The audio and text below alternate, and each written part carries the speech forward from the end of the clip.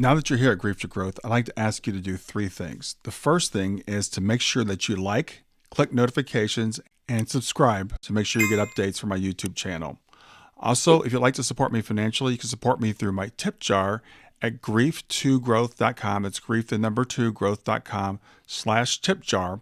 Or look for tip jar at the very top of the page or buy me a coffee at the very bottom of the page, and you can make a small financial contribution. The third thing I'd like to ask is to make sure you share this with a friend through all your social media, Facebook, Instagram, whatever. Thanks for being here. Close your eyes and imagine.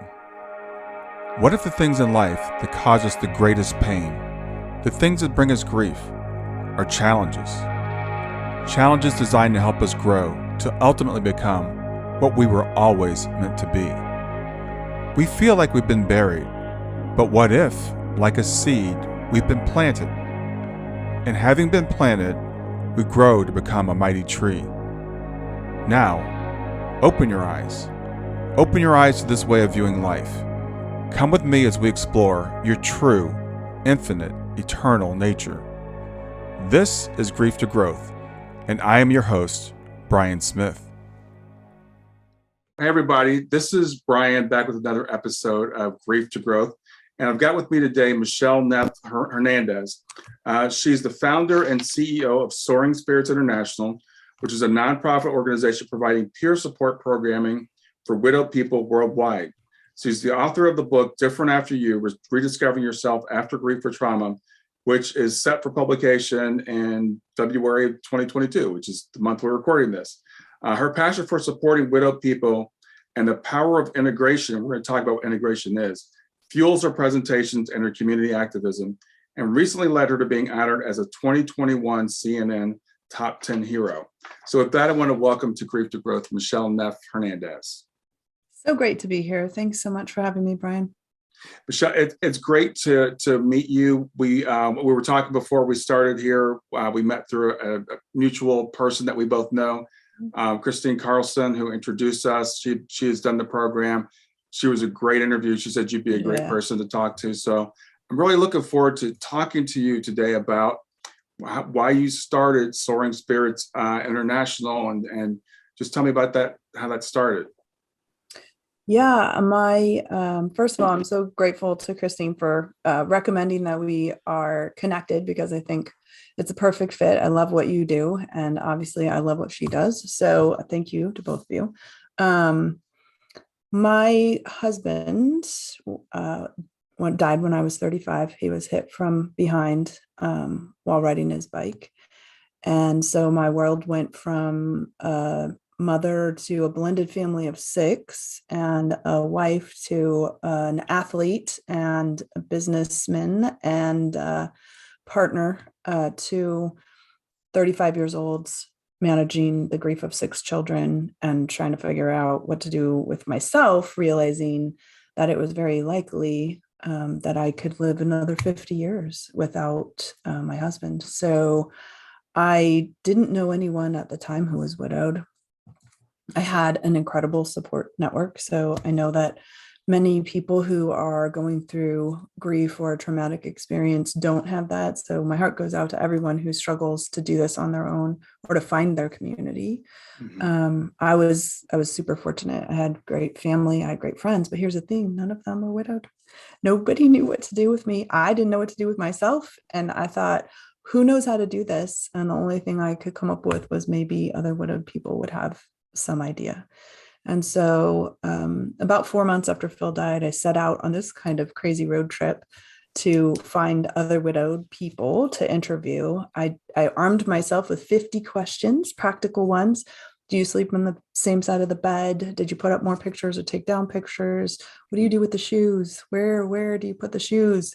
How long do you wear your ring? All of these things that I just felt like there was an answer to, and of course discovered through my process that there are 100 million answers to each of those questions, but I didn't know that at the time. And so I began a year-long journey of interviewing widowed people across the country.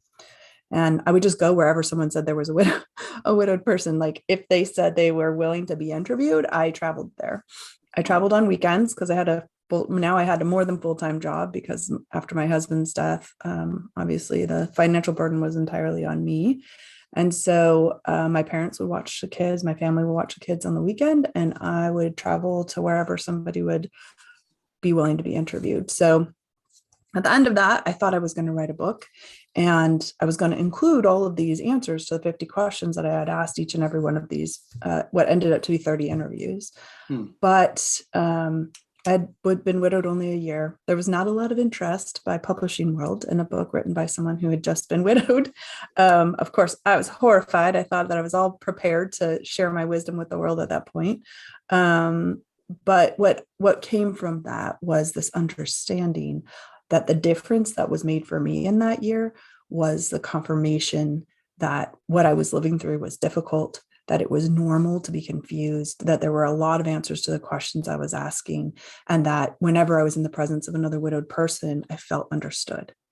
And that sort of spark of understanding is the impetus for Soaring Spirits. I really wanted, like at the end of my year of interviewing, I thought, gosh, if I could only get all 30 of these people in the same room, wouldn't that be awesome? And then I literally traveled the country. And so I was thinking, there's no way I'm going to find a way to get all of them here or convince them all they should travel to a single place. And I thought, but wait, what if it's just anybody who's widowed? And so that became an event called Camp Widow, and Soaring Spirits was born in order to house that event, and then developed into a full network of virtual and online, virtual and in-person programming. That our goal is to help people rebuild their lives after they've been widowed. And so many times the misconception is that coming together for a weekend long retreat when you're grieving is really just about, being mired in the sad and difficult parts of grief, when the truth is that the sad and difficult parts come along with you wherever you go, whether you're away on a weekend or you're home in your living room. And that what the unique thing that being in a community adds is the lightness of feeling understood, of not having to explain yourself over and over again, of being able to say your person's name freely, of being asked questions about who they are and what they did and what you loved about them, without somebody being uncomfortable or worried that they're gonna hurt you. And so there's really equal amount of laughter and smiles as there is tears at our events. And the community that's built walks with people through the rest of their lives. It's not a short term, we think that you're going to be fixed over a certain amount of time. Instead, you are now a part of a community that you have access to for the rest of your life. It's been incredible work that I've been really honored to do. Yeah, wow. As you were talking, there's so many parallels to what you've gone through and what I've gone through, and your organization. And I was telling you, I work with Helping Parents Heal, which is a similar type of organization. I can kind of imagine, but I can't really imagine the utter shock of being 35 years old, having these children. Your husband's healthy; he's an athlete, and then it's just your life changes in a moment. And I know this happens. It happened to me. I'm having dinner tonight, just coincidentally, with a guy. It happened to him. His wife, 49 years old, was healthy, had surgery, and just suddenly passed away. So these things do happen. I'm curious, after it happened, what was the time like between then and when you decided to go on this mission? The funny thing is that I'm that kind of person, and I always like to remind people when you're grieving, like you're yourself, and it might seem confusing and upside down and all of the things, but if you're an introverted person, the likelihood that you're going to become an extrovert is slim, right? So you look for resources that are really going to matter to you. I'm the kind of person that wants a checklist. I really, really wanted a checklist, and that was really honestly what I was going out there to try to find. And what I discovered instead was the power of community, which I had been fortunate to be raised in an atmosphere where community was not only supported, but built. My parents were community builders, are community builders. My dad actually just recently died, and the community that was built, in taking care of him was an incredible gift, in part because that's what they taught us. And so for me, it was natural. Once it came to my mind, like, oh, wait, it's community. Then I thought, oh, okay. So then that's the direction I went. So, we went from thinking that it was going to be a solitary experience of writing a book and then putting it out into the world, to understanding that what I first needed was to build a place where people could come and be themselves and experience what I experienced 30 times in a row. And the thing I think that was most interesting to me and maybe most impactful about how my interview process influenced the way Soaring Spirits was built eventually was that I went in. So my very first interview was with someone who was, I think she was 75 at the time. So remember, I'm 35. So I'm 35, she's 75. She had been married for over 50 years. I had been married for 5. Yeah. She had taken care of her husband for 6 or 7 years. He had a long-term illness, a lot of ups and downs, very difficult. She was a friend of my family. And so I knew of her experience. And so, right, my husband dies in less than an hour. I think to myself, okay, this will be a great interview because I can practice and we're not going to have anything in common. So it will be less painful for me. I'm thinking this is my 4-month widowed self telling myself this. Mm-hmm. And so, the funny part of the story is that I have, how in your early grief, a lot of people just want to do something for you. And one of my friends had just bought a brand new, it still makes me laugh to think of it, canary yellow Corvette, and brand new. And he says to me, I was driving about 3 hours to go to this interview. And it was his mother-in-law I was interviewing. He said, you should take the Corvette. And I was like, no. Like, I should definitely not take the Corvette. No. It would be so great. Like, wouldn't it be nice? You could just cruise along. Like, and he was clearly so into it that I was like, fine. Okay, fine. And I was terrified the whole way driving this new Corvette, thinking, who trusts me with a new Corvette, especially as I'm going to do this first thing ever. Anyways, I go and I sit down in her living room and suddenly I'm understood. We have what I think is nothing in common. We have nothing in common in my mind, except for the fact that we both have experienced the death of our husbands. And that was such a big connector. I didn't know at the time. It was my first interview. And so having that first interview be so different than what I expected helped me shape Soaring Spirits to be a place. We use a very broad definition of the word widow.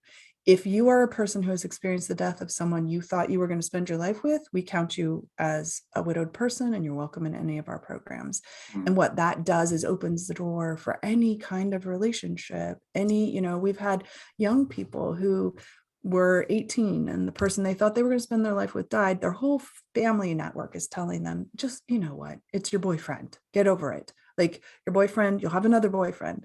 We allow them to be in that space of mourning the person they thought they were going to spend their life with. Whether or not that was going to eventuate is not the point, especially not in your grief. And so those early days of learning that really shaped how Soaring Spirits became an organization that is entirely inclusive.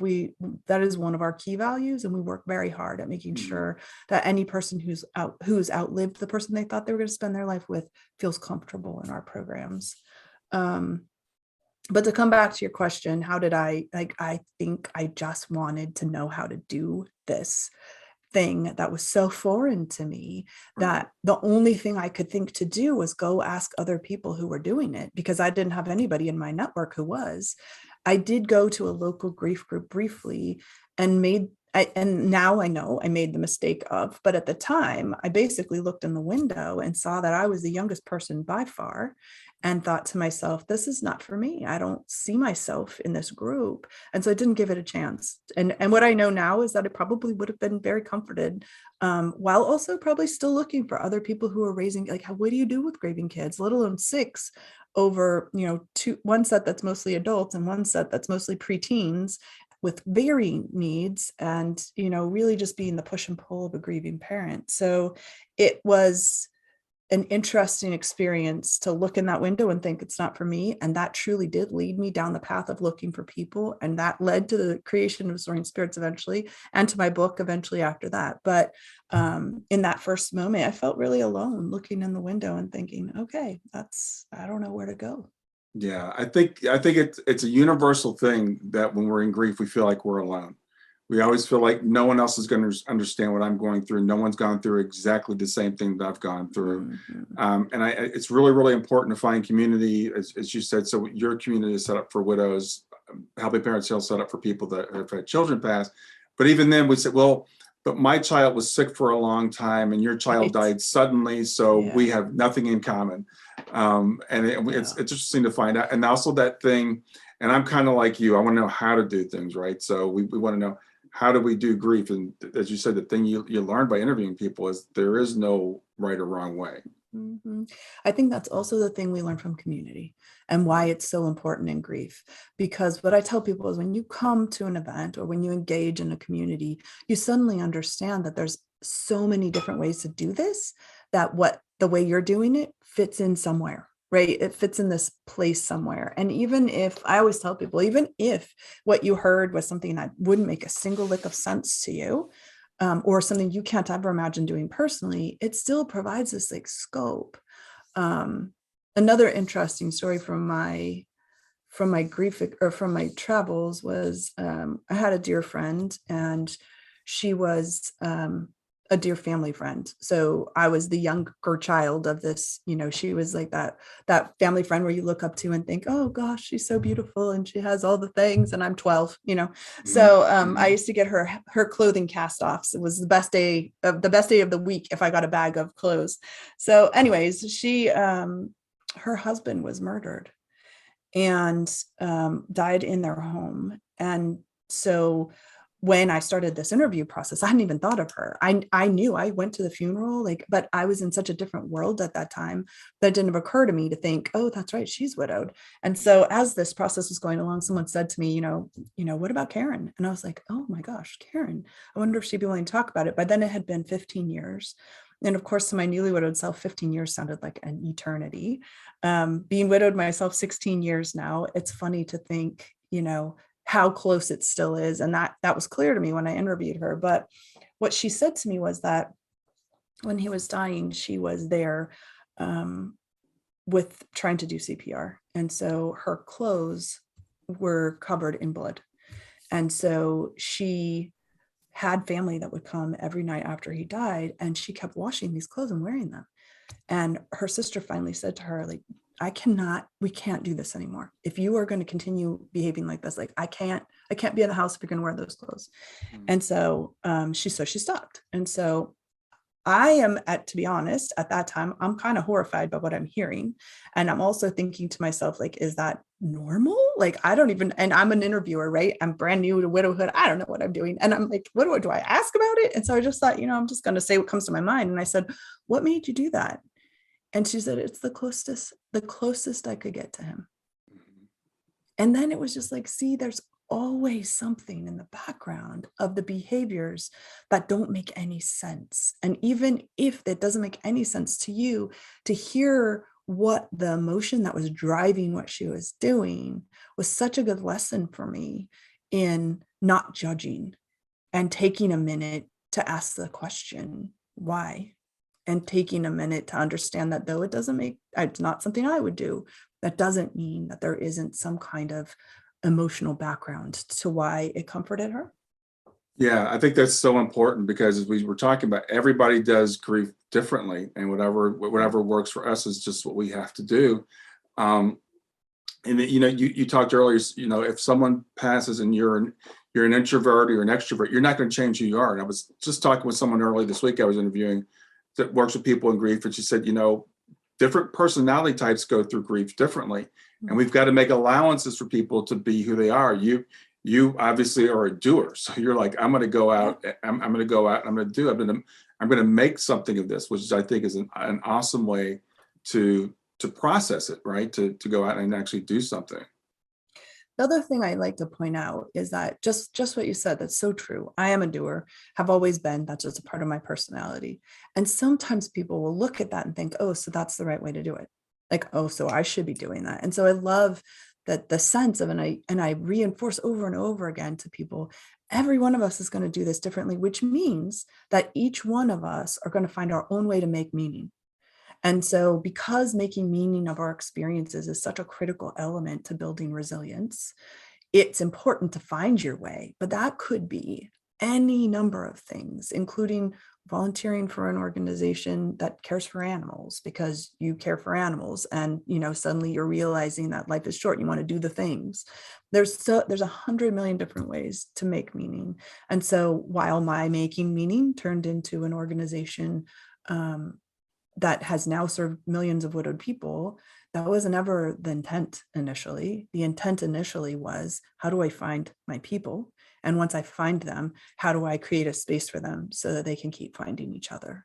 And so I just like to say to people who are listening or watching that it doesn't have to be a big thing that helps you make meaning. It can be whatever fits best for your personality, for your life, for your grief experience. And that can take a number of different forms. Yeah, and let's talk about making meaning, because I think that's so important. And there's debate in the community that I'm in. Mm-hmm. Does everything happen for a reason, or did things happen randomly? So I'd like to know your thoughts on that, and then you can tie that into making meaning also. Yeah, I love that you asked that question. So to circle back to the book that didn't exist now does exist 16 years later. I was in a very different place and wrote a very different book than I would have at the time. It's called Different After You. And in my book, one of the things that I want to point out is so important for grievers is that when we say making meaning, I don't imply that means that your person died for a purpose. So oftentimes people will say to me, oh, that's why Phil died, so that you can make this, and the implication then is that Phil's death is good. And so for me, that doesn't resonate. I don't think Phil's death is good. And I don't ever wish that, if I could trade him back in for all the work that I've done, sorry to have to say it, but I would. The idea that you could get back your person, the person you love, and live that different life that you intended with them as your person and part of your life. So, right, of course we don't have that choice. But what I always want people to understand is that for me, the bad is not optional, right? The bad thing already happened. The hard thing already happened. And for us, for you and I, that's the death of a person that we love and wanted to have in our lives forever. For other people, that could be even different traumas. But that bad thing's already happened. The good that comes after is optional. We can choose to accept it, or we can choose to continue to say it's only bad because we don't want to make the situation, we don't want to validate the experience or act as if this death had any kind of good purpose in any way. And so I always like to separate those two things. It's not that the death was good. It's that what you did afterwards to make meaning of what your experience was changed the world in a good way. Yeah. That's a lovely legacy to leave for someone who has shifted your life by being alive, by loving you, by being loved by you. It's a beautiful thing. It's an extension of the legacy. It isn't in my opinion, it isn't because that was what was supposed, I don't know whether or not Phil was supposed to die. Clearly he did. It was his time, whatever that means to anyone. Mm-hmm. But what I know for sure is that it wasn't something that I will ever consider to be good, that he's dead, but rather that what came after, there were many gifts that came after. There were many gifts that were a result of his death, which does not make his death good. And I think for grievers, especially, if we set it up so that making meaning equals death is good, that's where they stumble, because it's like, I'm not interested in confirming that death is good or that my person's death has made my life better. Even when the gifts that come after do improve your life, can improve your life, that still doesn't make the death good, in my opinion. Yeah, I think what you just said was perfect. And it's interesting because people do push back against the idea that everything happens for a reason, and that's debatable, and that's a matter of faith, mm-hmm. and there's no way to prove that to anybody. But what I've come to understand, as you just said so well, is we can choose to make meaning from it. That's a choice. That's got nothing to do with faith. That's got nothing to do with whether what was fated or not, or the universe or God did it. That's our choice after this has happened. And you said it. It's like it's already happened. We can't take it back. So what are we going to do with it? And I love what you've done with this situation that you didn't choose. But there's a pushback on that, even because people are like, I don't want to validate this. And that's a great word. I don't want to validate this. I want to choose to believe that this is just bad. It's the worst thing ever. And they feel like that's kind of a way of honoring their person. We'll get back to grief to growth in just a few seconds. Did you know that Brian is an author and a life coach? If you're grieving or know someone who is grieving, his book, Grief to Growth, is a best-selling, easy-to-read book that might help you or someone you know. People work with Brian as a life coach to break through barriers and live their best lives. You can find out more about Brian and what he offers at www.grieftogrowth.com, www.growth.com. If you'd like to support this podcast, visit www.patreon.com/grieftogrowth, www.patreon.com/GRIEF to make a financial contribution. And now, back to Grief to Growth. By going into that. And I think honoring us too, and our experience of what we've lived through, because that's the trouble, right? That those early days of grieving your person, and even, it's always funny to consider that most people assume that when your person dies, like, that's the worst day. The worst day of your life was the day they died. Oh, heck no, baby. Like, there's more coming. And it's hard. It's so hard. And so when we look at that, if we ask people to say that was good, then we're asking them to own for themselves this space that was so tragic, and the things, that looks different for each of us, how we dealt with it and how that evolved mentally, emotionally, spiritually, all the things.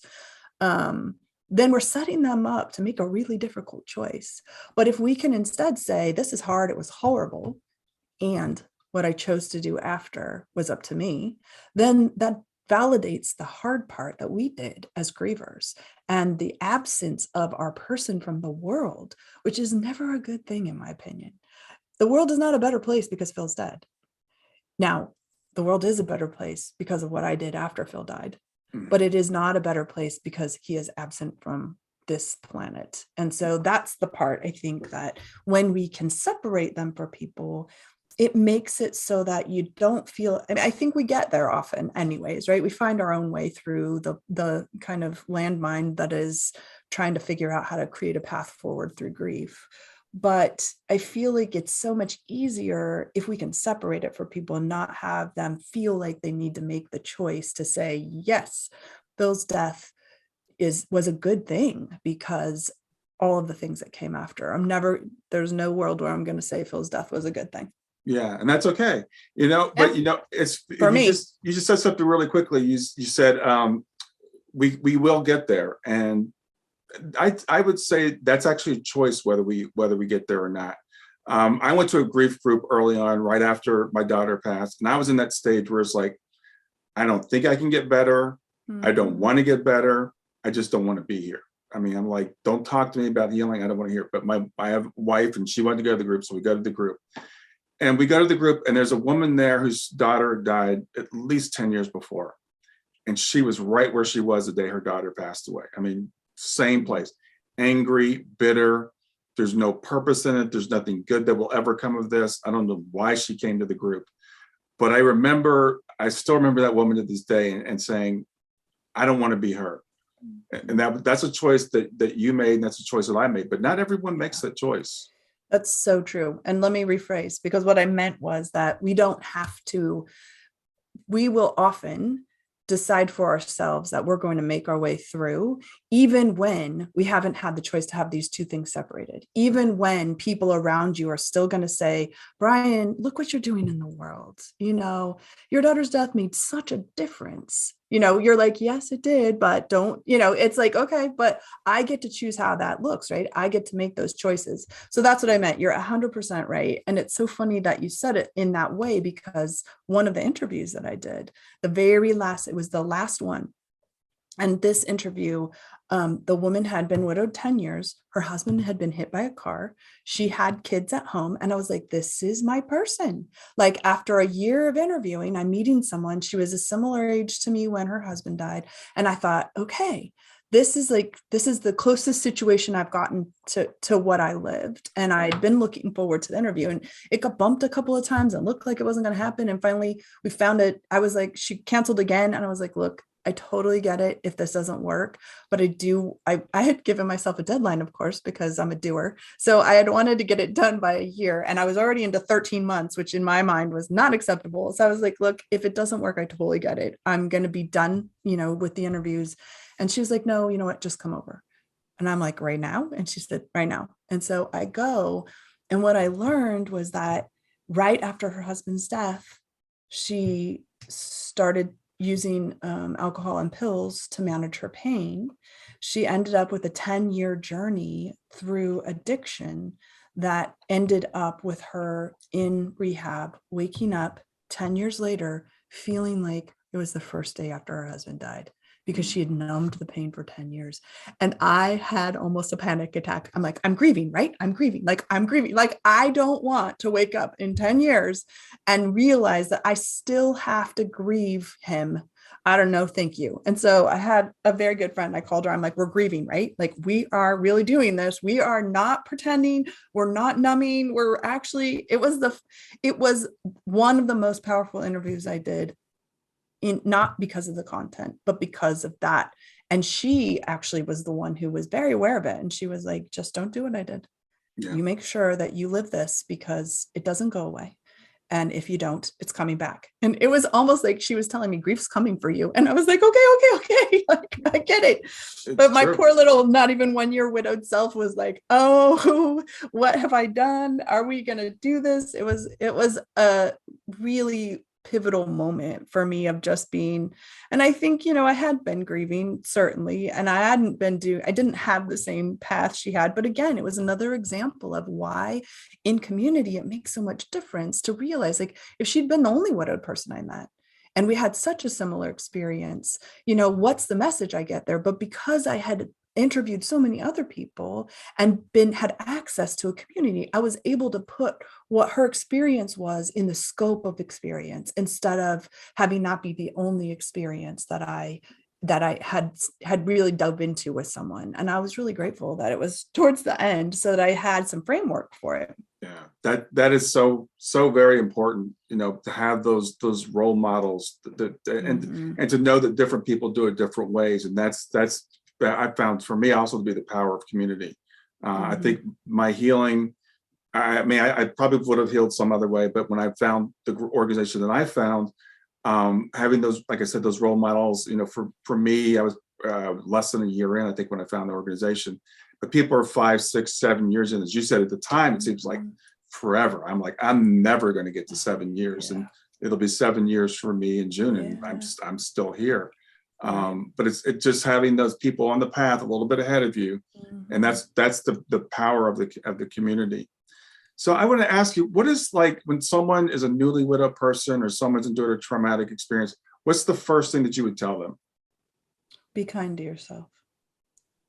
That's always my very first bit of advice, and it's because more than any other person who's going to influence your grief experience, you are the key person. And if you are able to be kind to yourself and offer yourself grace through the process, you will save yourself a lot of heartache. Because, for me, coming back to the doer, right? I wanted things to be perfect. I wanted to do things perfectly. I wanted to have a checklist so I didn't miss anything. And what that set up for me was this desire, coming back to different after you. One of the other things I think that is so difficult for anyone grieving, but widowed people in my circumstance, was that I kept wanting to get back to normal, to my regular self. And so I viewed the self that had lived through Phil's death as less than. She was less than. She couldn't remember anything. She forgot the chicken when she was making big chicken. She was tearful and fearful and full of anxiety and depressed and all of the things. And so I kept comparing my past self to my current self, and my current self just was constantly getting beat up by my expectations. I couldn't see that my current self was the one getting out of bed every day. My current self was the one parenting grieving children. My current self was working 2 jobs. My current self was interviewing other widowed people. Even when it got to the point where my current self was building a community for widowed people and holding these events, still that person wasn't good enough. And it was not that it was because I couldn't be kind to myself, because I wasn't living up to the standards that my prior life had set for me. And I wasn't willing to be changed by my experience. And to me, one of the pivotal things that we can do for ourselves is acknowledge that we have been changed. Because then when we can say we've been broken, then there's time and space for healing. If we just keep saying, I'm going back to my old self, I'm going back to my old self, we set ourselves up for failure over and over again, because your old self didn't know what you know. And there's no way to unknow that. And so because we have been changed by our experiences, we make space for healing, but only if we allow ourselves to be broken. And because as a society, we're like, fix, put a Band-Aid on that. We are encouraging people constantly to make sure that they can get back to normal. Even if we talk about the pandemic, what are we all, the constant messaging is get back to normal. There is not a normal, again, that is going to look exactly the same. We have all lived through a circumstance that we will never forget and has altered the way we do things and has changed some things in our lives. And we aren't going to go back to the people we were before. We have the opportunity to evolve into a new person that includes a lot of what we knew before. And that's what the power of integration really is. Yes, absolutely. What you just said, I think it's extremely essential for people to understand when we go through grief. And I love the way you put it, because I was talking with a mother yesterday. It's been 19 months since her son passed. And she's just like really being hard on herself. She's going through this process. And, when I was at 19 months, I thought it was a long time too. But now I'm saying, look, I'm at 6.5 years now. Let me tell you, 19 months is just the beginning, and you are changing into a different person. I use the analogy of a caterpillar. It's overused, but a caterpillar changing into a butterfly. But when the caterpillar is in the cocoon, what a lot of people don't know is there's a point in the process when the caterpillar is completely dissolved. It's nothing but liquid. If you were to cut the cocoon open at that point, it's just goo. And I tell people, you're in the goo phase right now. And that's okay. And they ask me, like, when am I going to get back to who I was? And I say, I hope you're not going to go back to where you were. Why would you waste this pain? You've got this pain that's transforming you. Why would you waste it? Why would you want to go back to who you were? But we're hard on ourselves. Like you said, the fog, the grief fog that you talked about, that I know, and people that have gone through grief know what this is. You can't remember anything. You don't care about things. You're not getting things done, and people, they judge themselves. So they really do. Yeah. The other thing to remember, I think, is that, depending on who you are and what your unique makeup as a person is, how you deal with that goo stage, is different. And so for me as a doer, I'm like, okay, I'm judging myself because I'm not doing enough, or because I'm not doing it well enough. For people who have struggled with depression already, or who have other mental health challenges, when you add grief on top of that, you have to always just take account of, who am I personally, and what are the things I already struggle with, so that we can be kind to ourselves as we move forward, recognizing we're adding a whole new layer. Grief adds a whole new layer of everything. And so for me, that's the other thing, is that when your default is doer, then the couple things happen. One, people assume you're better than you are.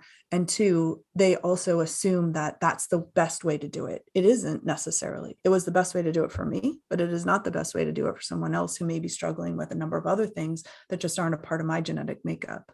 And so it's been an interesting experience to be able to speak to this idea of integration, because, in my simple definition, it's recognizing that our past is influencing us every day.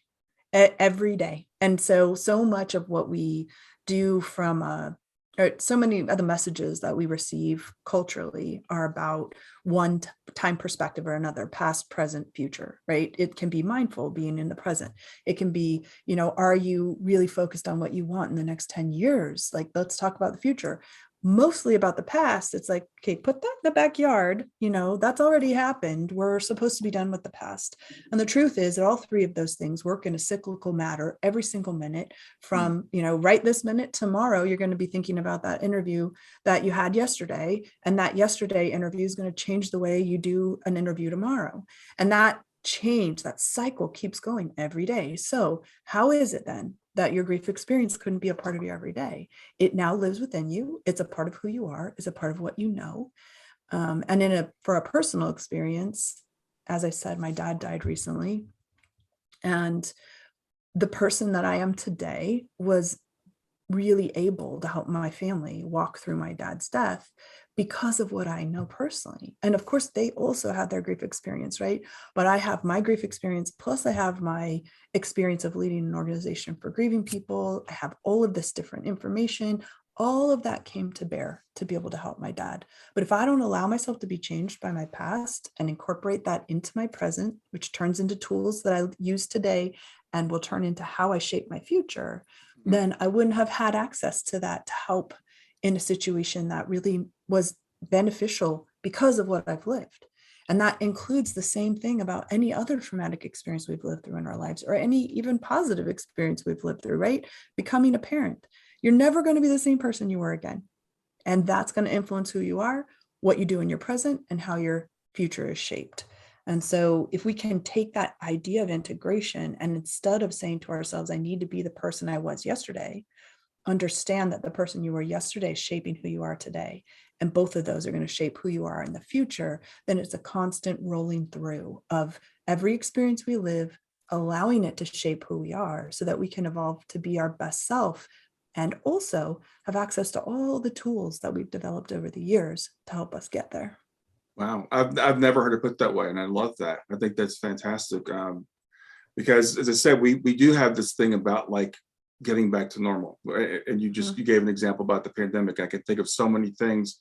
As human beings, we don't like change, but life is all about change.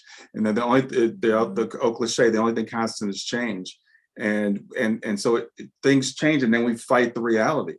And we say, I don't want to be the person that I am now. I want to go back to the person I was before. But I love your examples you gave. Like, once you're a parent, you're never going to be the same person you were before. It's never going to happen. Yeah. And I think the other thing too is that when you experience the death of a child, you're never going to be the same parent again. Right. And so like it's this recognition that both the positive part of it and the difficult parts of it, they change us. We have to be changed because now we know things we didn't know before. It's as simple as that. And I use in the book the idea of a three-legged stool. So if past, present, and future are your three legs on the stool, and if the three legs are the most stable, something on three legs is the most stable shape that you can sit on. So, right, we're sitting on the stool. Can you take one of those legs off and sit on the stool? Sure, you could, because as humans, we figure things out. But the amount of energy that's required to sit on two legs or even on one is so significantly different than when we're solidly based in three. And so what we end up doing is fighting ourselves, fighting our nature, fighting the fact that we are changed by our past, whether or not we want to acknowledge it. And so that energy that we're putting into fighting is taking away from the energy we could have for healing, because we're too busy fighting to stay on two legs because we don't want the past to influence us. Or it could be true of any one of the other legs. You need all three in order to be stable. Yes, that's so profound. I love that. So we talked about the advice we give to someone who's just gone through a loss. What advice would you give to someone who's dealing with someone who's just gone through a loss? Yeah, it's almost the same, but be kind to them. I mean, I think the thing is that what people think they have to do is fix something.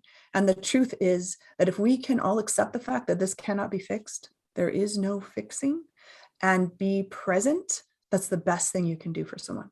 Just to be willing to be present wherever they are, whatever they're doing.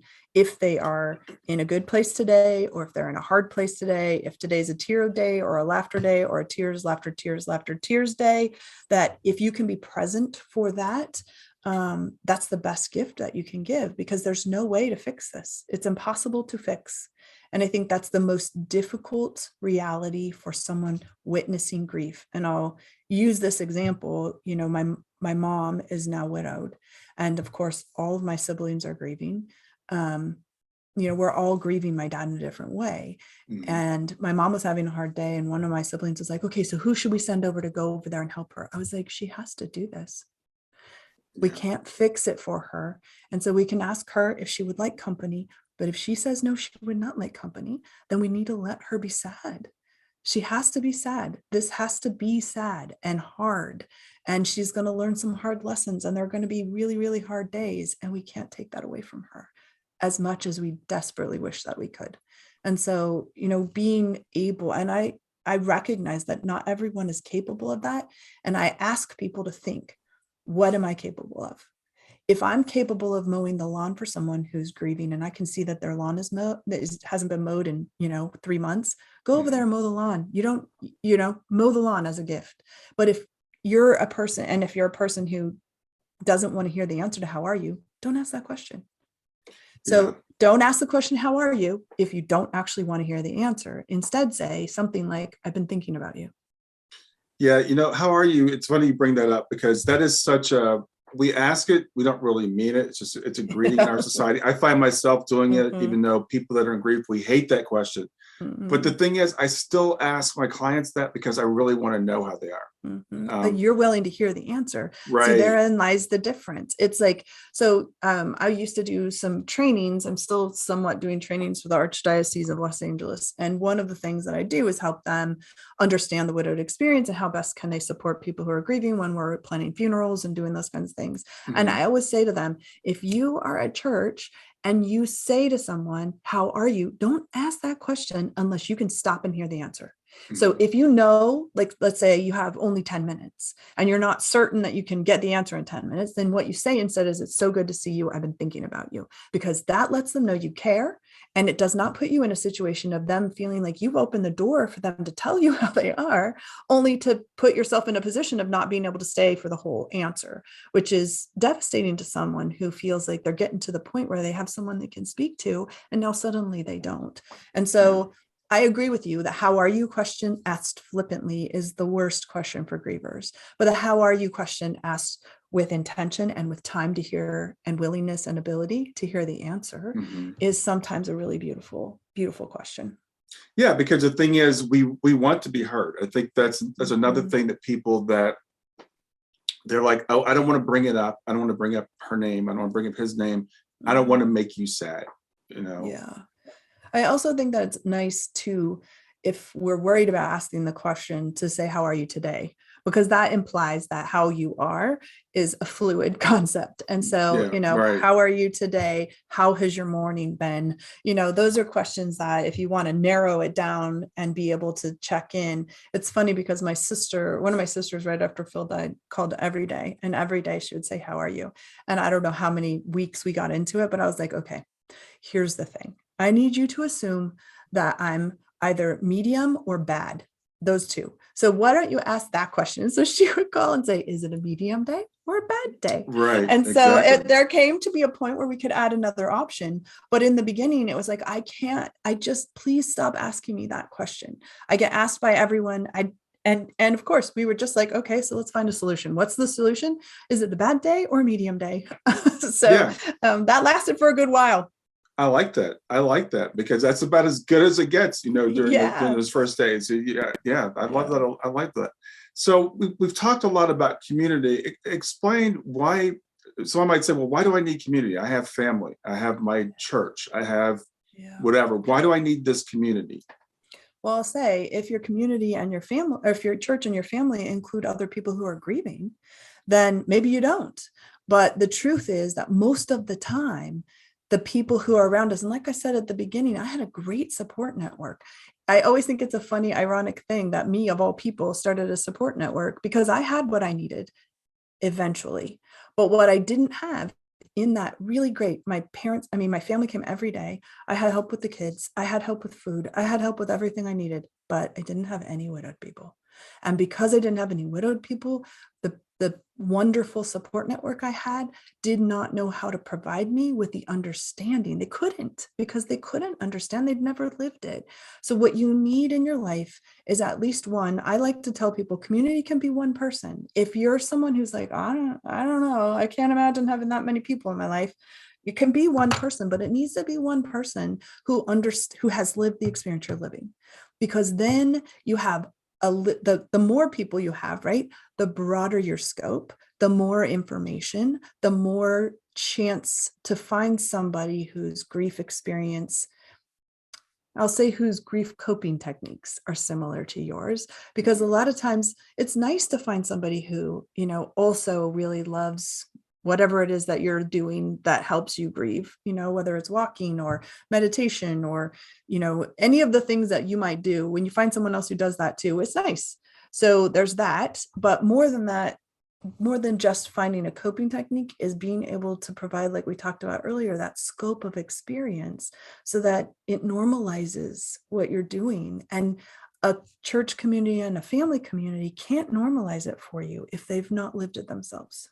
Yeah, I think that's really, as you're saying that, because I was thinking about my experience. We have a great community. Our neighbors, we live in a very unusual neighborhood. We've been here for over 20 years. Our neighbors stepped up and, provided stuff for us. And my family, I was telling you before we started, lived about 2 hours away. They came and stayed with me for a week and everything.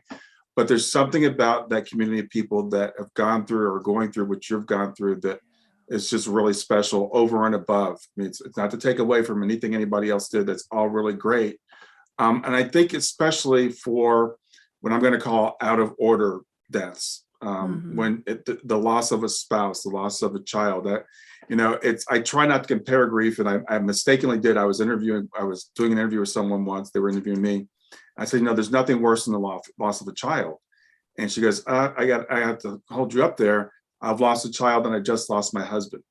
And the loss of my husband for me is actually worse than the loss of my child. And I'm like, yeah, that's a good point. But these, if our grandmother passes away, it's something we can probably cope with family and friends and whatever. But it's when it's something like a spouse or a child that's out of order, that's not expected. Those are the ones that really, I think, knock us off our course. Well, and I'll say, like, I think that the way that what do we call it, grief comparison, right? Like the idea of comparing what's worse. And that happens, like you said, even among people who, were they sick or was a sudden death or, what's worse. And I always say it's your worst day. Like each one of us lives our worst experience when we have a grief experience. And so to speak to someone who's had a child loss followed by a spousal loss, which I assume must have been the more near one in terms of time, it was, it's like each one of those is the worst, like worst here, worst here, worst here. And so being able to just say, this is really painful and I am struggling. But it is first and foremost for me important. But right, to come back to that community idea, the other thing that community does for you is that when you begin to get into that, sometimes it starts at 6 months, but let's give everyone some grace and say that started at a year. When you get to a year and people start saying, so you doing better now? Yeah, you're feeling a little bit better. Yeah, things are getting good. Yeah, okay. When you get to 5 years, right? And people are like, oh, I mean, you hardly say the names anymore because 5 years, clearly you've completely forgotten the person. Right. And so your community is a critical element to making sure that you understand that, first of all, we're never getting over it. And secondly, that it's normal and expected for our death experiences to impact us for our lifetime. That does not mean it's going to be the same as it was. It's not going to be as sharp of a pain or as daily of a pain, but it is going to be a part of your life for the rest of your life. And the world wants us to say there's a point where we're healed and we get a stamp on our little heads that say, I'm ready to go into the world now. I'm healed. And I'm going to say that we are healing for our whole lives. And that when we have a community that can confirm that for us, it helps us to stop the self-judgment that comes at years 5, 6, 10, where you think, what did I imagine at year 1? Like when I was looking at that woman who had been grieving for 10 years, and I'm thinking, I don't want to be that in 10 years. I don't know what I wanted to be though. Right. And sometimes you arrive in 10 years and go, oh, wait a minute. Like I thought I would have built a whole different kind of life, or I thought I would have been fill in the blank. And when you have a community, that's a place you get to go back to and be like, okay, I don't know what's happened here, but I'm not where I thought I was, or I thought where I was going to be. Yeah. And if we do that with our communities who love us, I'll remember that my family, like you, I have an incredible family, and I'm so, so fortunate. And I still remember them looking at me like, is she better yet? Mhm. Because of course they did. They wanted me to be better. They Yeah. wanted that so much for me that it was hard for me to look at them looking at me. But when I was with my widowed community, I could get the support that I needed, so that when I went back to my big and beautiful support network, I didn't need them to confirm that for me. It was okay. It was all right that they could look at me like that, because I had the support that I needed.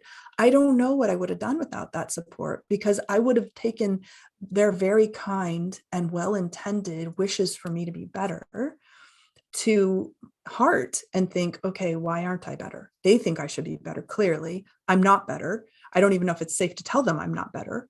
But with the widowed community, it was like, I'm not better. And they're like, me either. And I was like, oh, good. Okay. Yeah. So it makes a big difference going forward. And so that to me is a critical element of this community, is that once you've had access to it, and once you find your people, they get to walk with you through the rest of this. And that's a long-term thing, and a beautiful thing when we have a community that will allow us to process as we need through each of the steps, that we have to go through. I mean, I know you've already experienced this. It's like when your child is supposed to be doing blank because all other kids of that age are doing blank. And even if that child died 20 years ago, you're still looking at those other kids thinking, my kid's not getting that, and I'm not getting that. Mhm. And so where do you go with that? You go to your community, who are there also saying, yeah, that is hard. And just that validation gives us a little bit of strength for managing a secondary loss that we couldn't predict until we were standing in it 20 years later. Yeah, absolutely, 100%. I want to ask you about, we touched on it a lot, but I want to give you a chance to talk more detail about Soaring Spirits and what it is, because I know the last number I heard was like 4 million people have been through it. What's the number now? Yeah.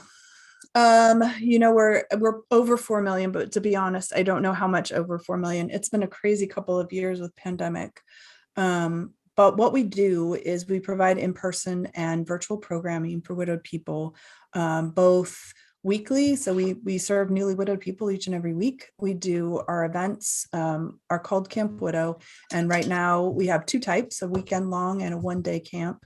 And so our weekend long ones are held in Tampa. In fact, we have one coming up in March, just a couple weeks away, March 18th to the 20th. So we have camp in Tampa. We have a camp in San Diego. We have one in Brisbane, Australia, which is beautiful. And we have one in Toronto, Canada.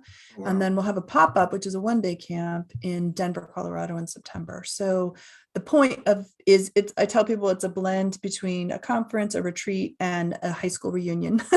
Yeah. Because speaking to that community element, we have of our campers at every camp, and this has been consistent since the second camp, we have 40% return campers. And people always say to me, why are they coming back? Because you don't come one time and get healed, because we're not looking for a healed stamp. We're instead looking for an ongoing community that will continue to provide us with support, with hope, with resources for where we are now in our widowed experience. What I needed when I was 1 year widowed is not the same as what I needed when I was 5 years or 3 years or 10 years. And so we create a program that allows us to provide resources for people no matter how long they've been widowed, and also provides a space for coming back and making meaning. So a lot of times people will come back, they come as volunteers because they want to be there for newly widowed people who are coming in, to reassure them that making it through this is possible, and to act as that in person. I call them the personification of hope, because when you can see someone standing there and you're like, and on our name tags, we wear how long we've been widowed. And so as a newly widowed person, I can look at my name tag and say more than 10 years, look, she's still standing up. She seems to be interacting with people, like, okay, maybe that could be possible for me too. So that's the purpose of our in-person programs. We have an ongoing collection of resources. We also, I should say, have resources for people who are supporting someone who's widowed. So if you're thinking to yourself, I don't know how to help my friend, the Soaring Spirits website will ask the question, are you here trying to help someone who's widowed? So you have the opportunity to click yes and get some real insight and some opportunities to provide support to the person in your life who's widowed. So we do our best to support the networks of our widowed people as well, because we recognize that the better supported they are, the more likely it is that they're going to make their way through the healing process with kindness and with grace. I mean, we all kind of make our way through a process of grief. Yeah. And I feel like, you know, the sort of landmarks that we get along the way and the support, it's almost like when you're doing a run and, you know, you go to the water stop. It's like the more water stops you have along the way, the more likely you're going to be dehydrated at the end. So for me, that's just what we kind of try to provide, is a variety of ways to support people through the process, so that as they continue to heal and build a life for themselves, because that's the thing, we all have to rebuild lives after grief, everybody.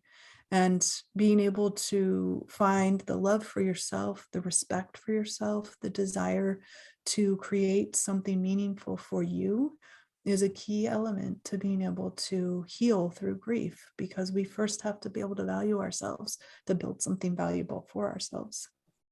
I'm going to say I watched, and you touched on this earlier, I watched a little video clip of I think something at one of your camps, and I could see people going, I don't want to go to this camp because it's going to be sad. You know, people are going to, it's just be nothing but sad people. So what would you say about that? They also sometimes think we're going to sing Kumbaya and hold hands. What I would say is that there are sad moments for sure, but more that my favorite thing, and it has happened. So we've had, I've lost count now, but I think we must be getting close to 30 camps. So since we started, I think we've probably done about 30. That doesn't include Australia. So anyways, but one, without fail, somebody says, I had no idea I was going to laugh this much.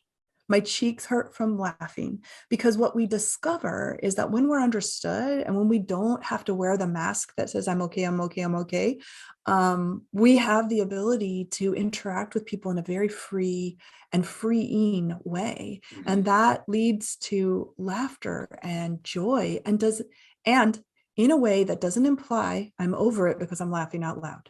And that's the beauty of it, is that you get the relief of being able to be in the company of other people who are doing this really hard work too, Right. And who understand it. And that understanding provides this platform for allowing more emotion than just the predominant pain that we feel when we're grieving and when we're having to hold it in and put on our mask. Take that mask off and you have room for a lot of other things. And that's, I think, what people experience when they come to camp. Yeah, and you just said something I think is that just prompted a thought for me. You know, I think when we were in grief initially, we think, okay, this is it. I just have this one emotion. I'm sad. I'm going to be sad all the time. And that first time we catch ourselves laughing, or the first time we've got a day we haven't cried, you know, we might even feel guilty. Like, oh, wait, what happened? You know, did I let go? Did I forget about them? Am I over it? And being around people that give you permission to just let go is so freeing and so very important. I want to give you a chance to talk a little bit more about the book and what people can expect from it. We have touched on it, but anything else you'd like to say about it? I want to remind people that even though the book has the foundation of my experience as a widowed person, that I wrote it for everyone who's grieving and for anyone who has experienced a traumatic you know, we walk through all kinds of traumas, right? So anybody who's experienced a trauma equals everyone. And also to note that the key piece of this book is to help you acknowledge that you have been changed by something or the death of someone, and then grieve that, make space for grieving that version of you. And then it leads you through the steps of finding a way to rediscover yourself and to learn to love and respect the self that has been born through this experience. That is the most important part for me. I want people to close this book and think, I'm awesome. Like, and for grieving people and for people who've suffered a trauma, it's hard to own the awesomeness that is born from what we've lived through. And yet here we are making our way through every day. You know, I always say my self that I wished was so much better was the one carrying my backpack every day. Like I'd be like, here, carry this. It's very heavy. And she would put it on and like go tromping along behind me. All right. She wants me to carry her books again.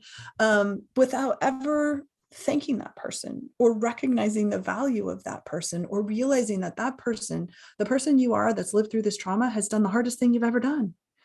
And that person deserves respect, deserves love, and deserves to have a life that reflects every bit of the experience we've lived. And my hope for every person who reads the book is that they close the book and think, yeah, I am awesome. Yeah, absolutely.